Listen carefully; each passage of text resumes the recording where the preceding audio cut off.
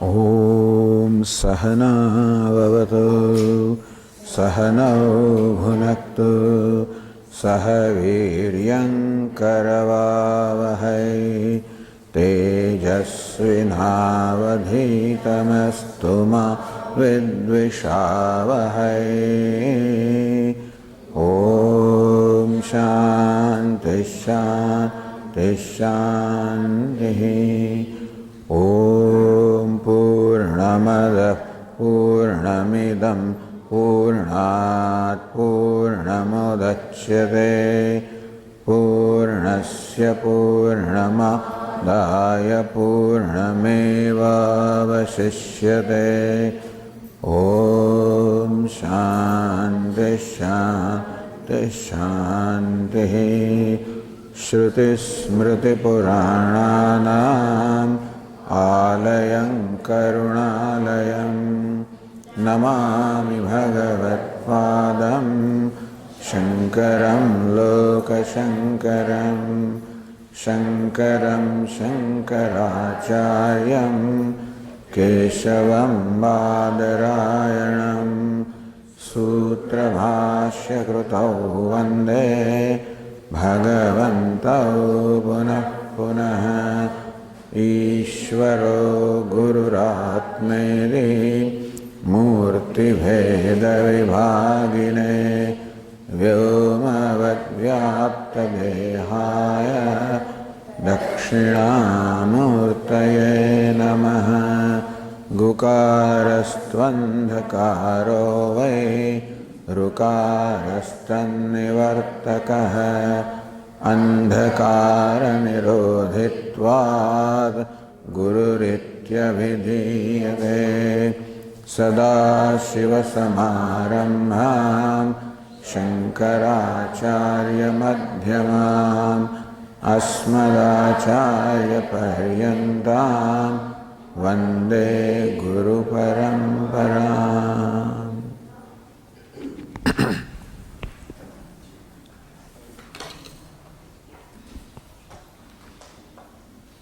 From the verse 24.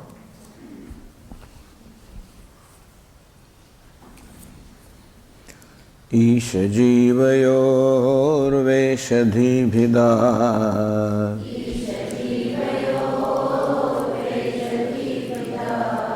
satsvabhavato vastu kevalam.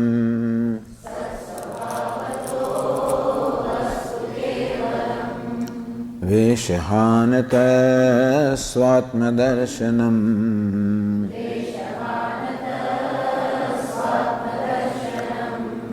Ishadarshanam swatmarupata.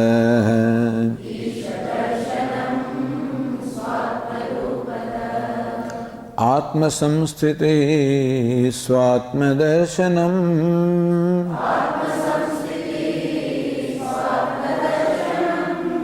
Atmanirdvayad Atmanishthata.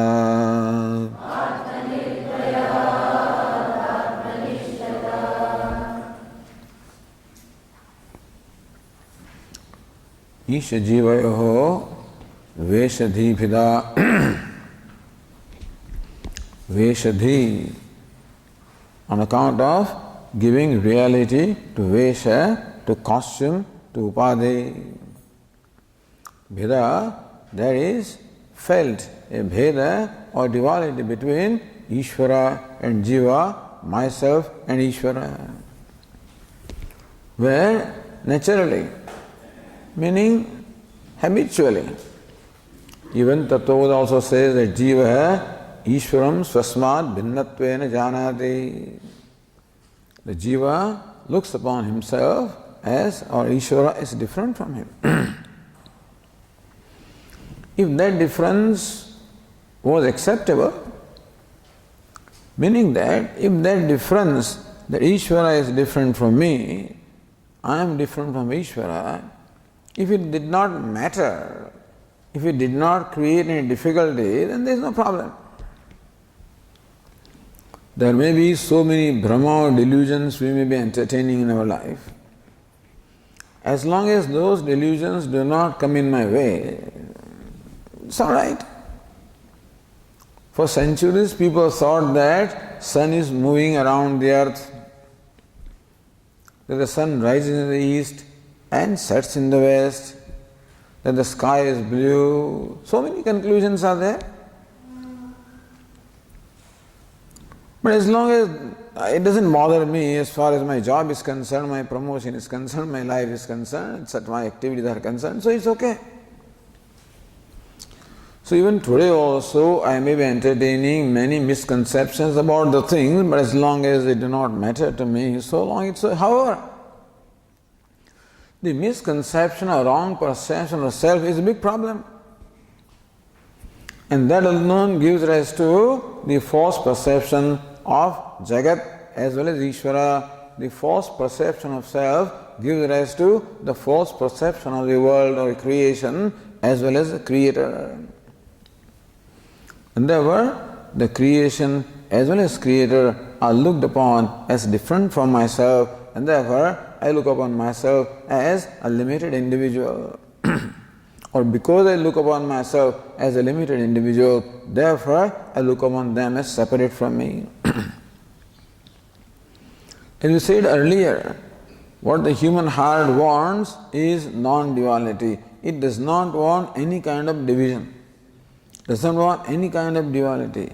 I cannot really accept separatedness or division from anything. What to talk of Ishvara? And so, that duality of Ishvara is a big problem for me. The Ishvara becomes something to be sought for. I am a seeker. So it is said that no, that is not the truth.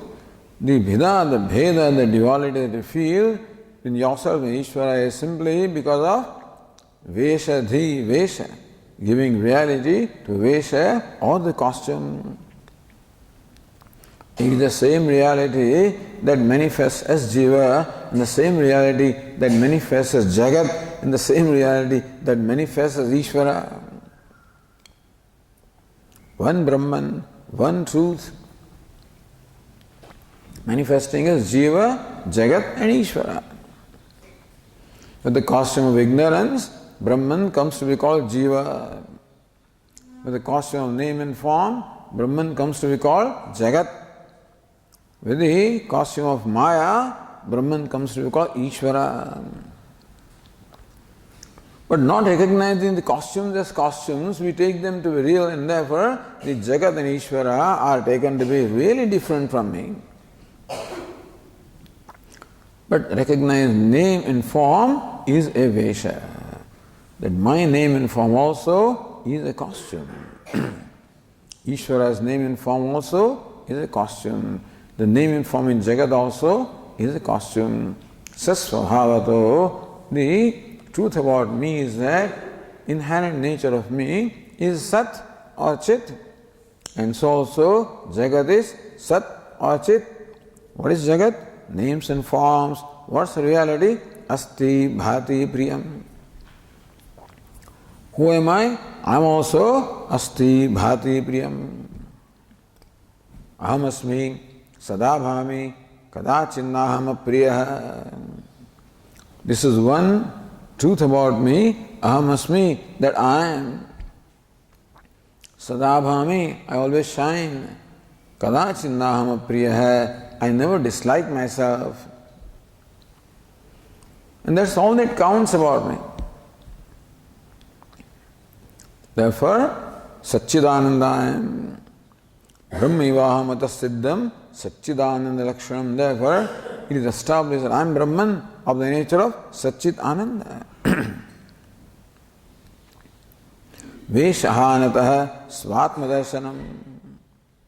Therefore, to know oneself truly as one is, all that is necessary is to discard the Vesha or discard the costume. But there is no real costume that Atma is putting on. What is this costume? Nothing but the identification with the body, mind, sense complex. And therefore, discarding the costume is just discarding this identification born of ignorance. Veshahanataha. devoid of Vesha or name and form, who am I? I am also a name and form. And the truth of any name and form is Asti Bhati Priyam. As we said in the morning, the flower shines, the flower is dear. I shine, I am dear. So what is truth about I? Simple, Asti Bhati Priyam. That I am, that I shine, that I am of the nature of love or happiness. So also Jagat is name and form, Asti Bhati Priyam. Ishvara also, Asti Bhati Priyam. Therefore to see myself as simple Asti Bhati Priyam and removing everything else. Unfortunately, what we are doing in our life is just the opposite. We try to add all the visheshatas or upadhis or limitations upon ourselves. So BA, MA, PhD, this, that, that's called upadhi. Swami Viditatmananda, Vedantacharya, this, that, what. So we think that by adding those visheshatas or qualifications that we become bigger. So somebody asked the question, what is the specialty that you get? What visheshata do you get? What distinction do you get by studying Vedanta? Vedanta is to let go of distinctions and not add distinctions. That all distinctions belong to the Vesha, and who am I? A simple Asti Bhati Priyam. And thus giving up the identification of the Vesha. A value also. A value for simplicity.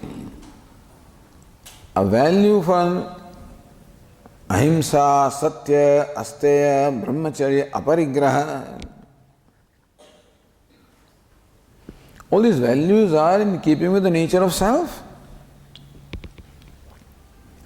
And so, thus reducing myself to a very simple being, that's my true nature. And that is where the freedom is, that is where happiness is. Happiness is in simplicity, not in complexity.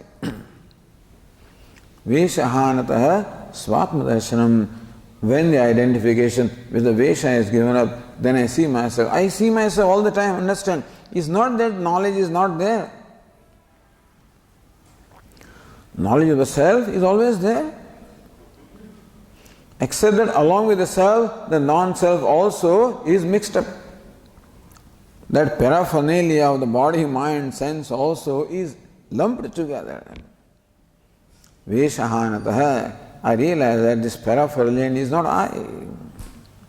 Swatma darshanam, what remains is a simple self, self-existing, self-shining, self-sufficient. Isha darshanam swatma rupataha. And the darshanam or the knowledge of the self also is the knowledge of Ishvara, because the Jiva and Ishvara or self and Ishvara are not different in essential nature. Atma samskriti swatma darshanam. When you say swatma darshanam, the knowledge of the self, what do you mean by knowledge of the self? Atma samskriti, being the self. Here, knowing is being. Knowing, attaining is the same as being what you are. On account of identification with this body, mind, etc., I am as though deviated from myself. And therefore, I am not my true self. That's the reason why I am not comfortable with myself. Whenever anything is deviated from its nature, it becomes uncomfortable. For example, to be cool is the nature of water. If you heat the water, it is unnatural. It is deviated from its state of being cool, and therefore water becomes uncomfortable. It tries to give up that heat to attain again its nature of coolness. And I am also constantly struggling to give up the sense of limitedness. I am not comfortable with myself because I know myself all that, but not truly as I am.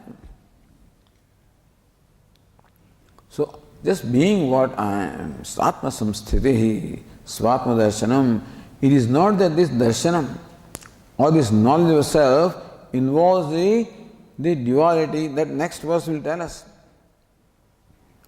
It is not that I see the Atma. It's not that Atma or the self is the object of my knowledge, because the subject and object are one. This is a peculiar knowledge, and therefore Atma Samsthitihi, just abiding in the self. Being the self is Swatma Darshanam. That is a darshanam, that is a knowledge of the self. Atmanirdvayat, because Atma is non-dual, therefore there cannot be the duality of knower and known. Atmanisthata, therefore what there is nisthata, abidance in the self.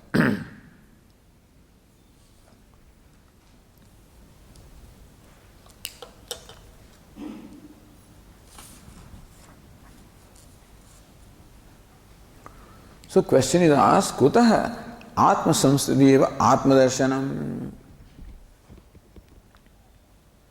Why do you say that being oneself is knowing oneself? Why?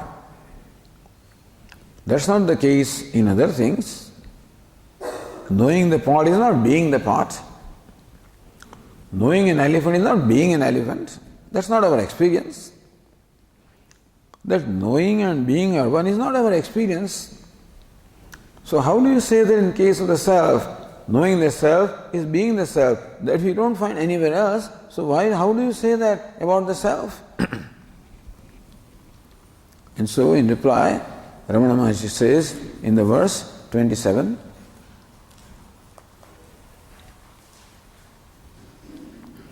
Jnana varjita jnanahina chet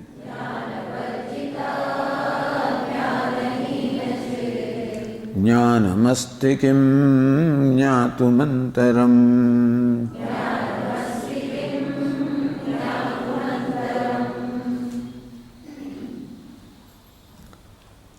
Jnanam, second line says, Jnanam, what is knowledge? Jnana varjita ajnanahina chit is jnanam. Chit means consciousness. Consciousness is knowledge.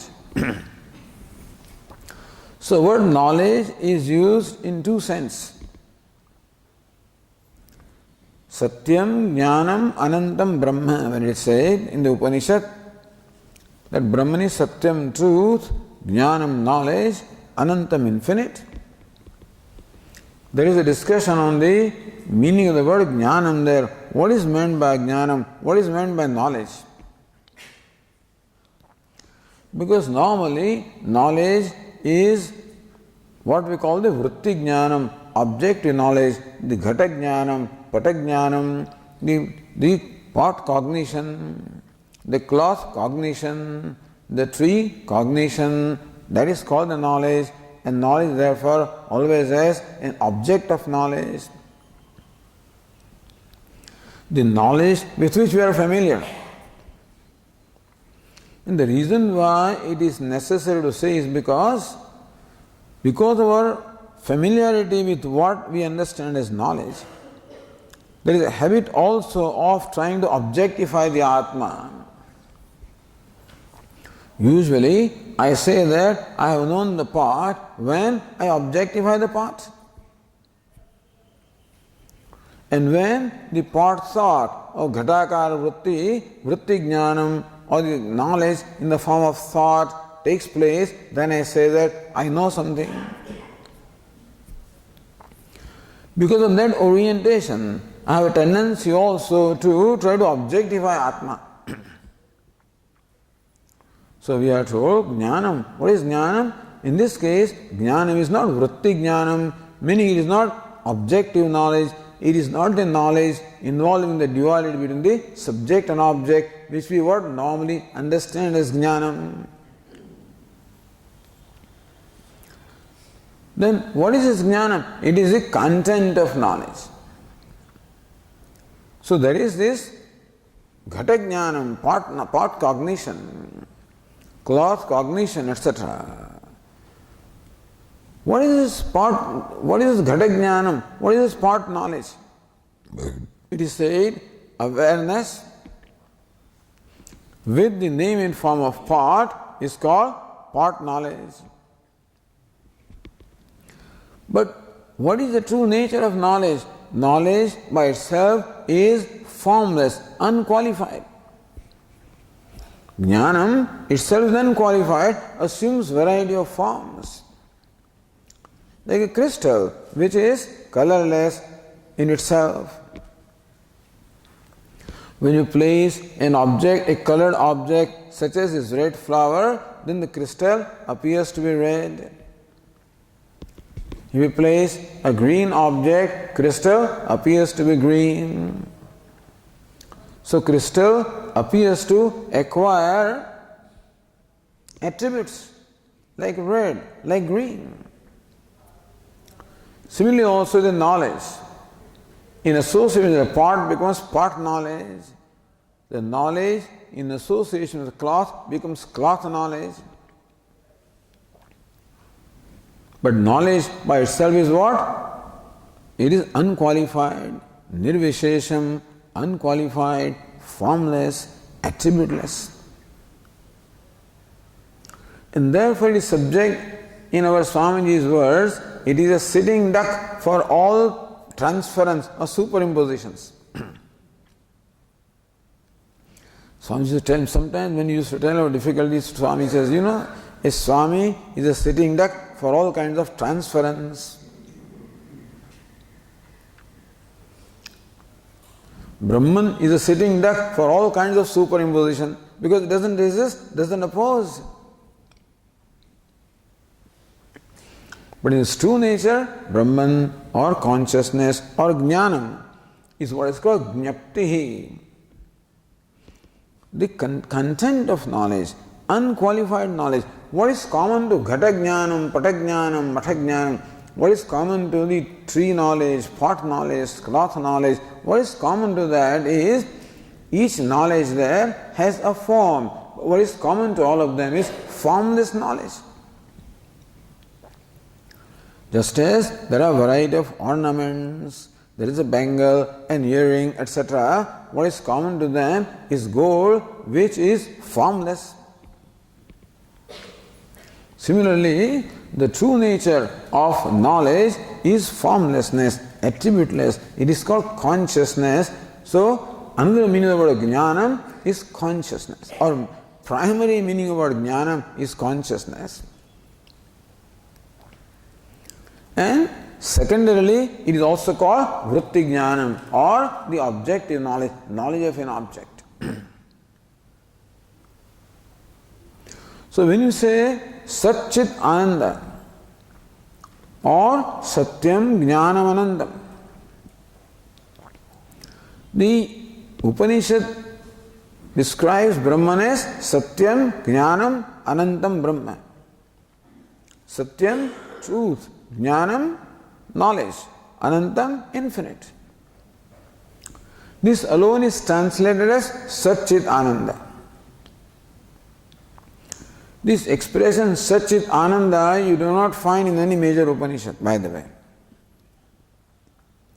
What you find in the Upanishad, Taittiriya Upanishad, Satyam Jnanam Anantam. But Satyam is Sat, Jnanam is Chit, Anantam is Ananda, Satchit Ananda.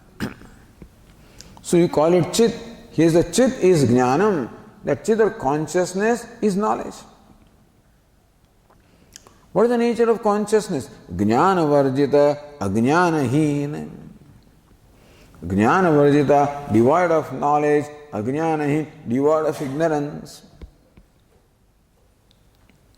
Devoid of knowledge, meaning devoid of objective knowledge, devoid of the qualified knowledge. It is what? Unqualified knowledge. So this is described in the Upanishad also. In Kenopanishad, when the disciple asked the teacher to please tell me what is the nature of the self. Na tatra chakshur gacchati, the eyes have no scope there. Na vāggacchati, the speech does not have the scope. Na manaha, the mind does not have the scope. Meaning that the self cannot be qualified by the eyes or organs of perception, cannot be described by the words, cannot be objectified by the mind. Then what? Tell me something. So then the teacher says, Anya devatad viditat atho aviditat adhi.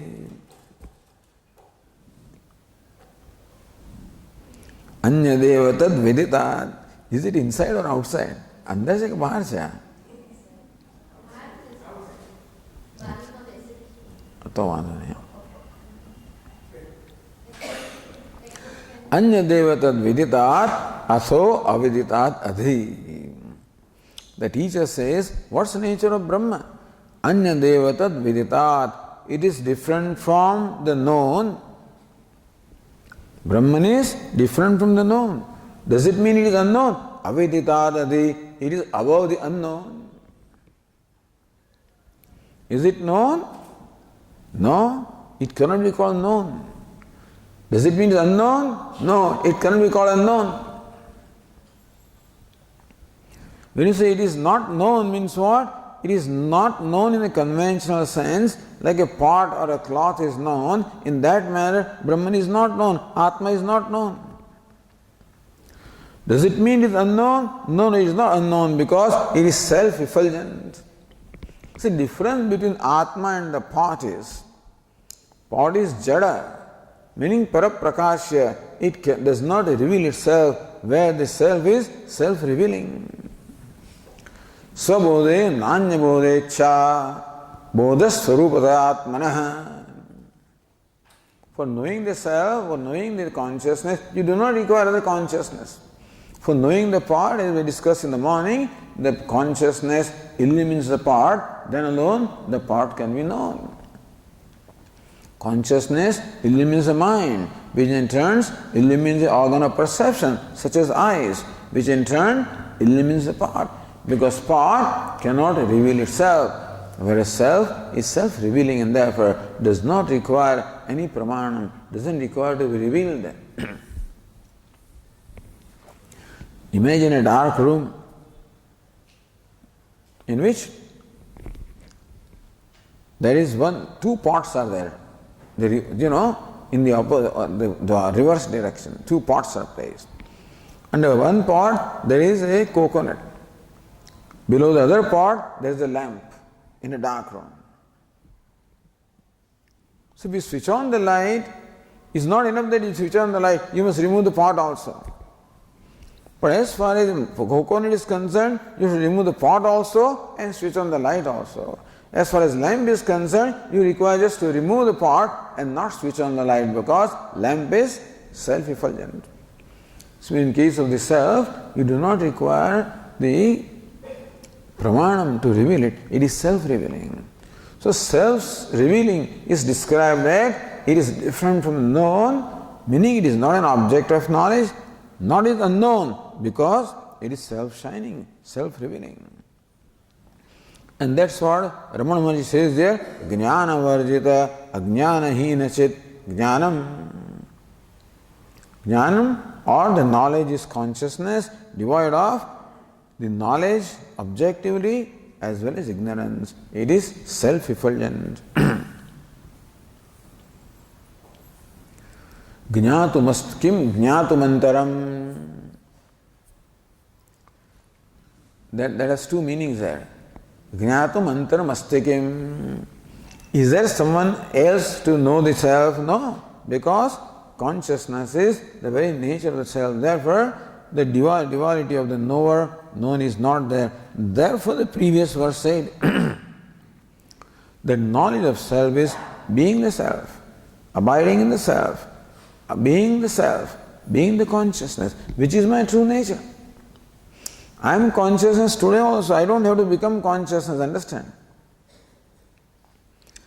If you have to become consciousness, that would be a big problem. We are consciousness. What's the problem? Problem is that I add along with consciousness this body, sense, etc. The anatma also is added along with atma. All we need to do is to identify Anatma, non-self as non-self, and give up that identification. The self is always shining. You always are consciousness. You are, so it's not that you have to become consciousness, you are the 10th man. Just remove the notion that you are not the 10th man. You don't have to become 10th man. So remove the notion that you are a limited being, which notion arises on account of taking the body, mind, etc. to be yourself. Or another interpretation is Jnātamanta. Does anything remain to be known? When you know the self, does anything else remain to be known? Everything else is as well known. When you know the self, you as well know everything, because what is his self?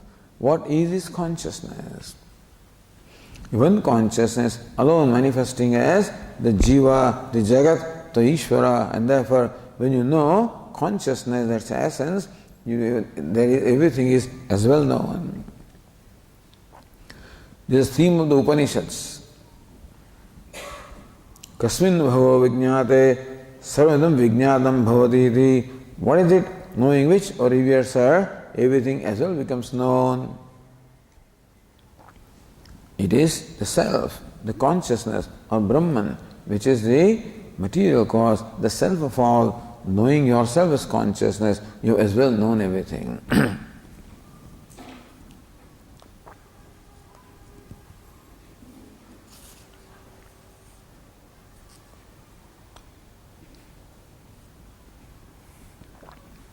Further, Sat has been revealed, Chit has been revealed. What's the other thing? Ananda. The self is not only Sat or existence, not only Chit or consciousness, it is Ananda or happiness, fullness. And that is what is said in the next verse, verse 28.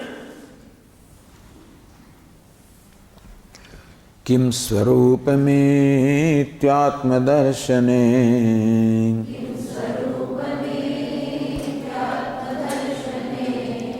avyaya bhava purna chit sukham.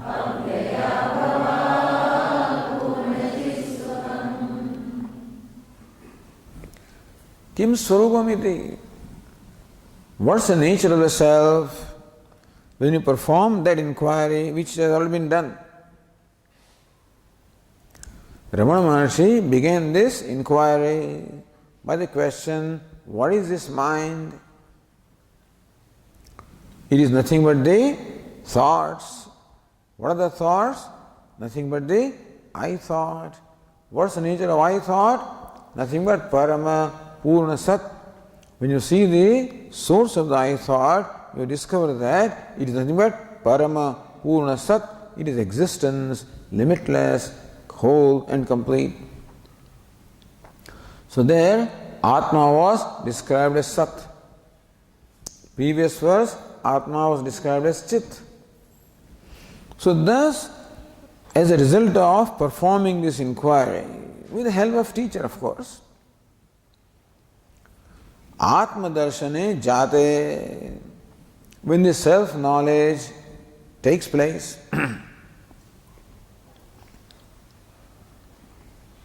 then what is that? Avyaya bhava purna chit sukham.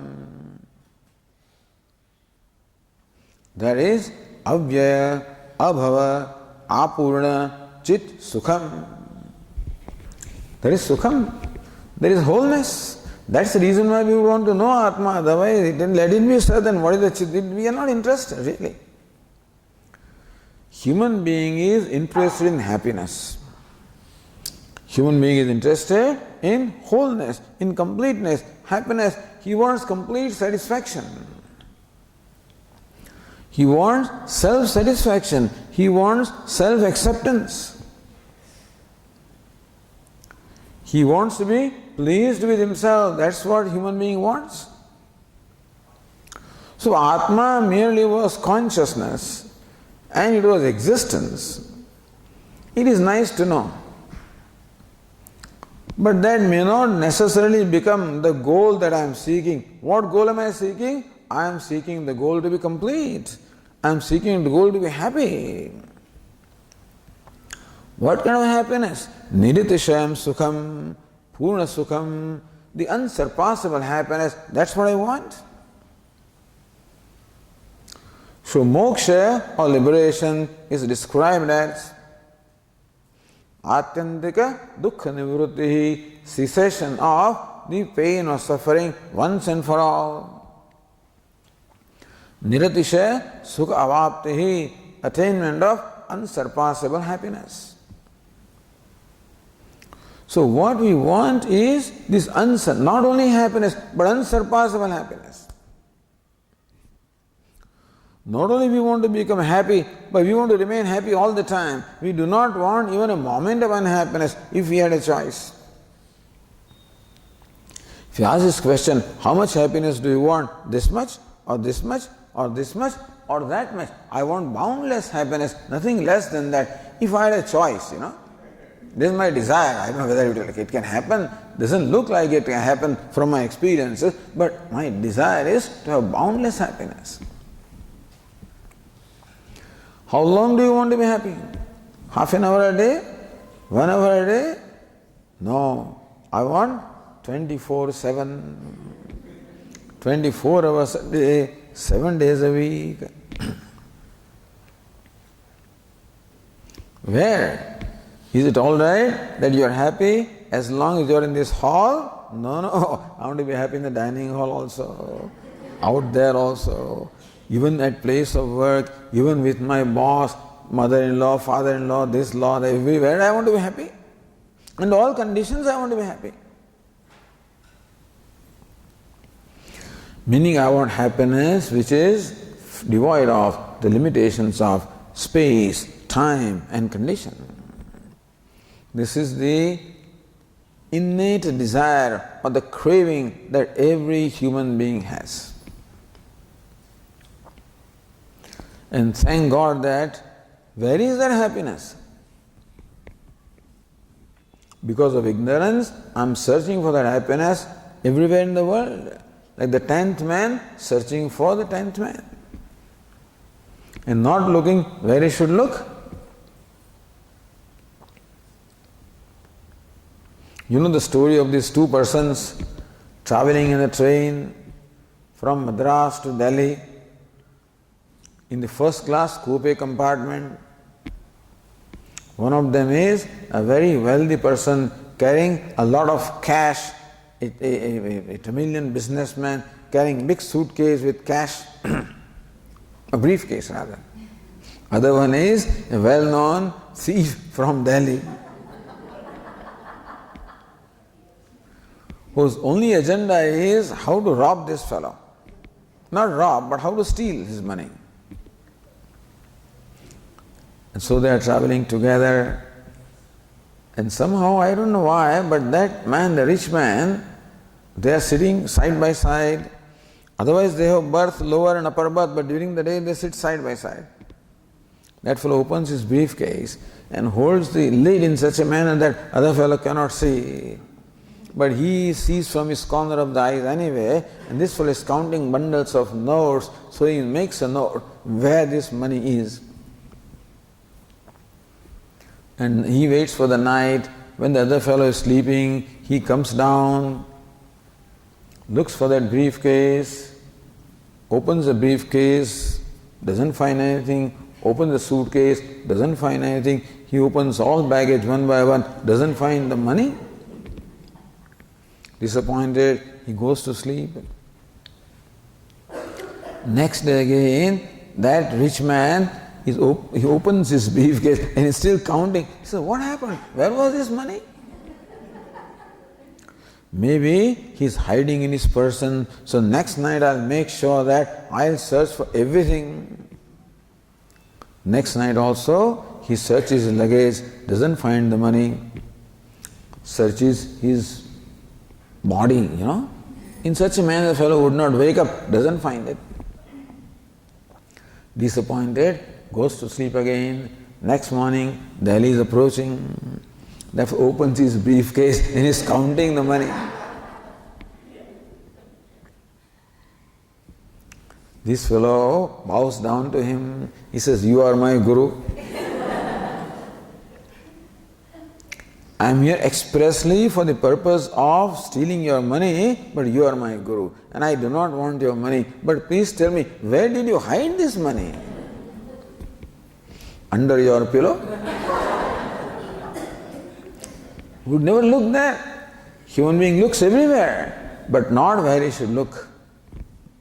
And therefore, life is nothing but a series of disappointments, because you cannot get something where it is not. If the objects of the world had happiness, the poor things can give you, but they don't have. This one discovers as his own self, avyaya, abhava, apurna, chit sukham. Avyaya, which is not subject to vyaya, not subject to waning, not subject to destruction, indestructible.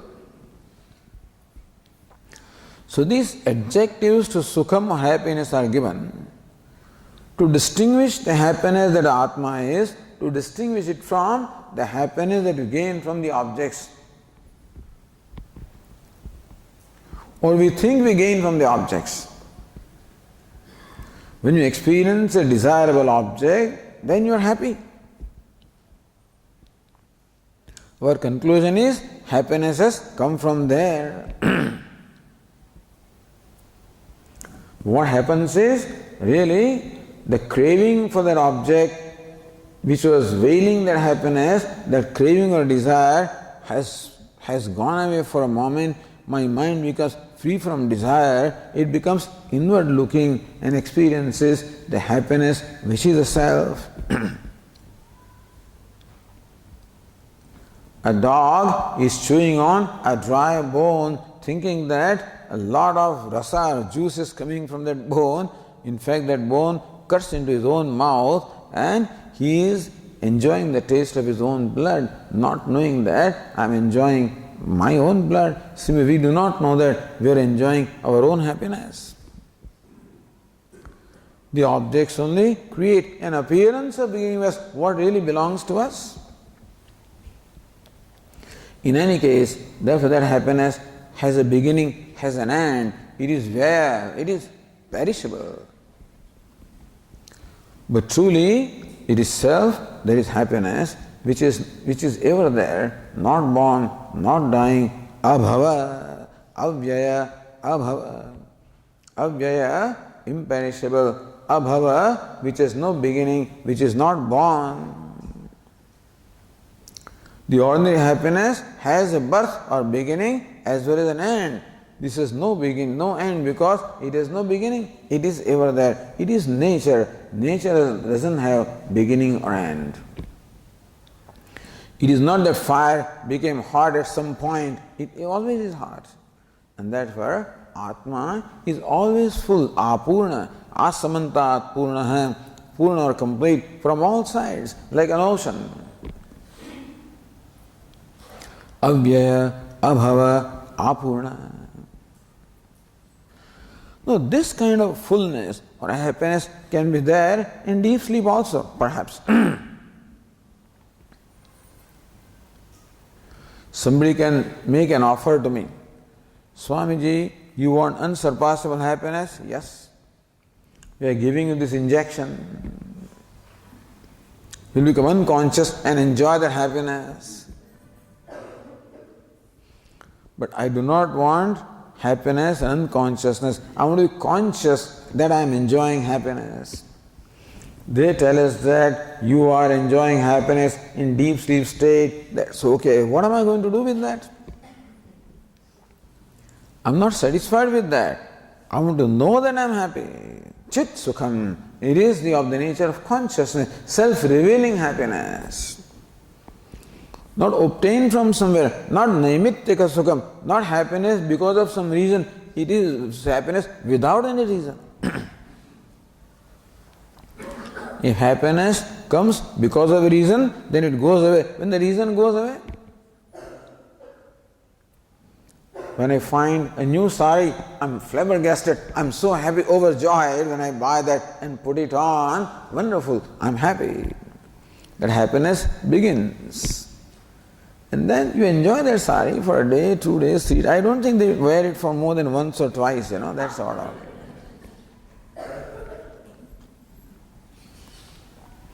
You spend thousands of rupees, all right, but then they all decorate, I think, the wardrobe, and whether they get an opportunity or not, I do not know. I guess it is bought thinking that someday something may happen and then I may wear it.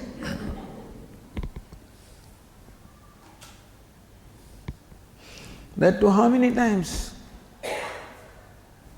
Our mind wants variety, and therefore it discovers new ways of extracting happiness.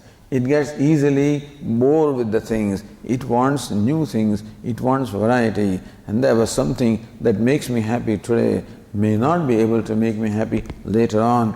Happiness came because of reason. When the reason goes away, happiness also goes away. But happiness that is selfish for no reason at all. Just as fire is hot for no reason because it is nature, so also selfish happiness for no reason. Atmaneva atmana tushtaha. One is totally satisfied with oneself, by oneself. Chit sukham. I'm aware that I'm happy. Because awareness and happiness are one. Again, not that happiness is an object. Happiness is not experienced as something different from me. That is objective happiness. Chit sukham. Happiness, which is awareness, which is myself, which is unborn, undying, undecaying. So that happiness is the same as consciousness, is the same as existence, because existence or consciousness have no form, no boundaries, they are boundless, and boundlessness alone is called happiness. Yo vai bhuma tat sukham. So that which is boundless itself is sukham or happiness. Nalpe sukham asti. In anything limited, there cannot be happiness. Remember this Upanishad says, Yo vai bhuma tat sukham nalpe sukham asti. Sage Sanat Kumara says to Naradji, Yo vai bhuma, that which is bhuma, abundant, limitless, that alone is happiness. Na alpe sukham asti. There cannot be happiness in anything limited. Abhya bhava purna chit sukham. That happiness is what I am seeking in my life. Where is it? It is my own self. Kim swarupit atmadarshane jate. So when you perform the inquiry, what's the nature of myself? So rather than looking everywhere else, just look at yourself. There's one place where you're not looked at, and that is yourself, because you've taken for granted that you are unhappy. We begin with this conclusion that I'm unhappy and that I have to become happy. And therefore, I acquire things, achieve things, possess things, experience them to become happy. But happiness is not to be produced, happiness is to be manifested. What can be produced? What is not there needs to be created or produced. What is there is to be manifested. Like the sun is already shining, but is not evident because of clouds. You don't have to create a sun, you have to remove the clouds. That is, sun was unmanifest, becomes manifest. And so also, when the cloud of ignorance goes, the happiness, which is the self, becomes manifest. So, Atma is Ananda, Sat, Chit, Ananda.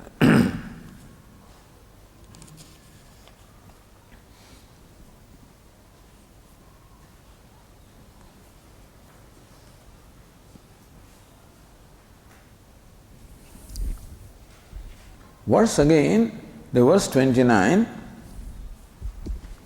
Ramana Maharsi concludes his teaching. In the verse 29, talks about liberation, bondage and liberation. So verse 29 says,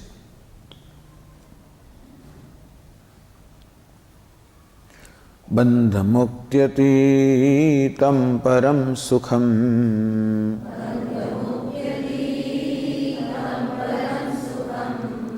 Vindati haji vastu daivika.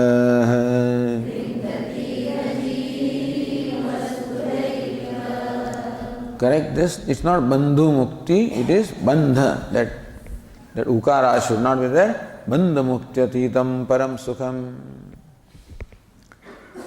This param sukham, param means again limitless.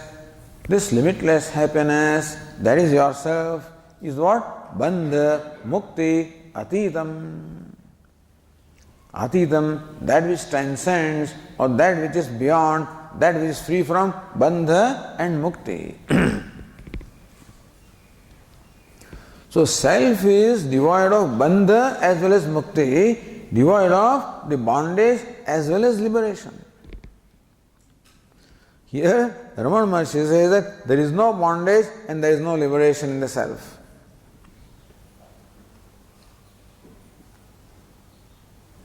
Because bondage is not a reality. If the self was really bound, then there was a question of releasing the self from the bondage.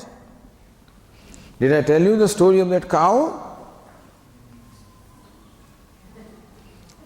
This teacher and the disciple living in a forest, and the teacher, the disciple living with the teacher, serving the teacher, studying from the teacher.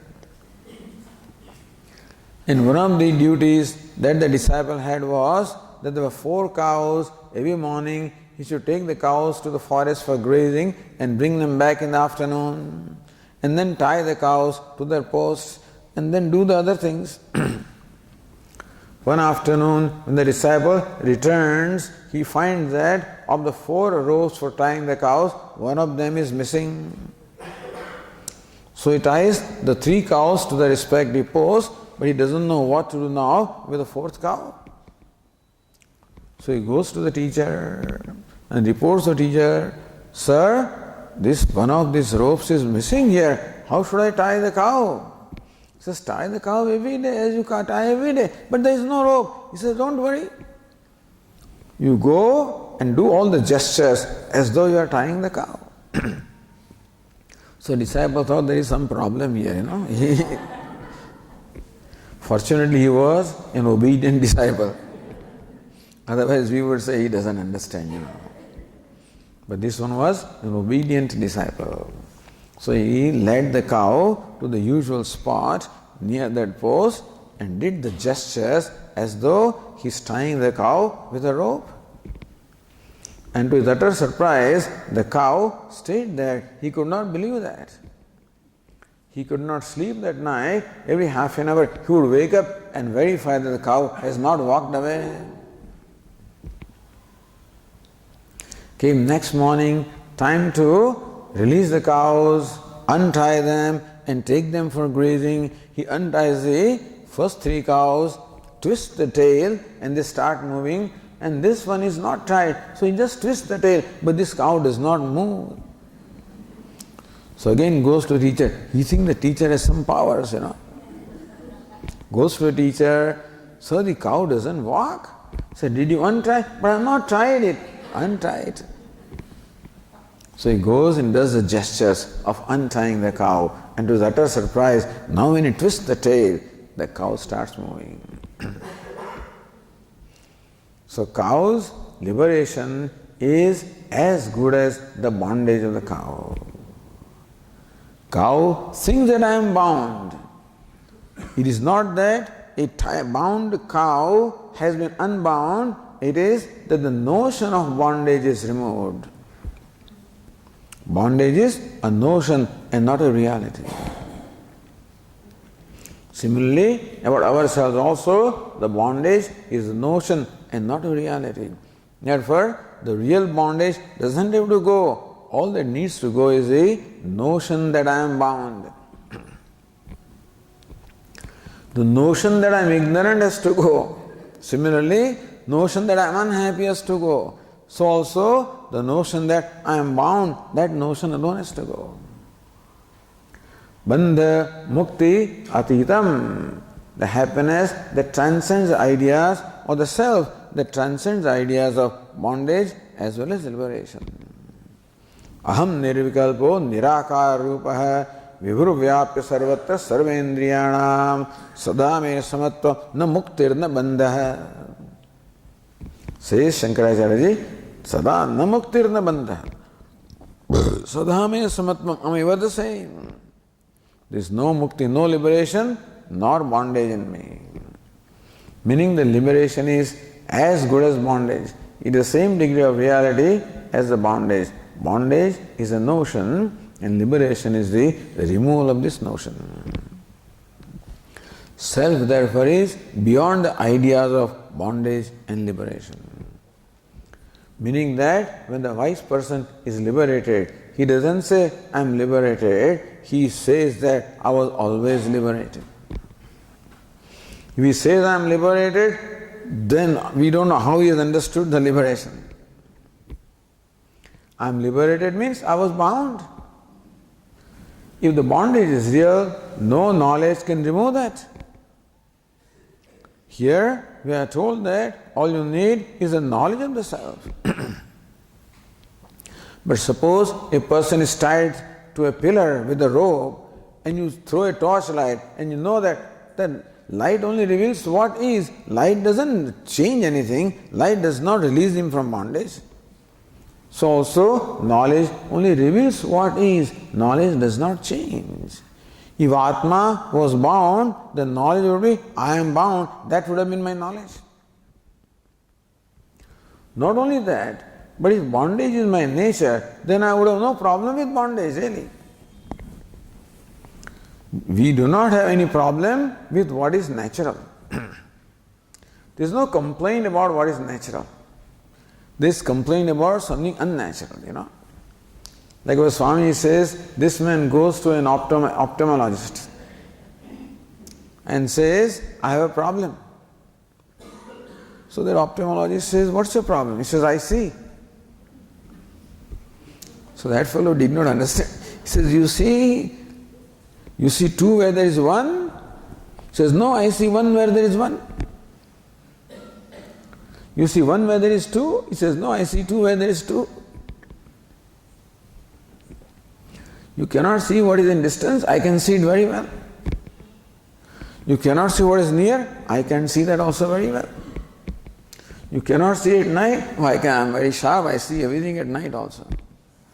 You cannot identify colors, I identify them very well. Oh, I see, doctor says, I see. You are in the wrong place, you must go upstairs, there is another doctor for you. But nobody will complain like this. This is a created story. Nobody would complain that I see. If you don't see, then there is a problem. Nobody would have a problem that I see, I hear, that I sleep well, I am hungry. That is never a matter of complaint because it is something natural. If I was bound, I would be comfortable with bondage. Fact that I am not comfortable with bondage means that it is not my nature. As simple as that. The fact that I am not comfortable with unhappiness means that that is not my nature. The fact that I am not comfortable with ignorance or stupidity, it is not my nature. I am not comfortable with death, it is not my nature. Bandha muktyatītam param sukham, that limitless happiness, consciousness, Satchit Ananda, which is self, which is devoid of the ideas, meaning that in the knowledge of a self, there is not this idea that I am liberated. Because if the knowledge reveals that I am liberated, that means there is a real liberation, in which case there is a real bondage. Real bondage cannot be removed. This knowledge, Vindati, Ramana Maharsi says, this Param Sukham iha Vindati. This Param Sukham, this unsurpassable happiness, the limitless happiness, iha Vindati, one gains here only. Here means what? Here means while alive, being alive.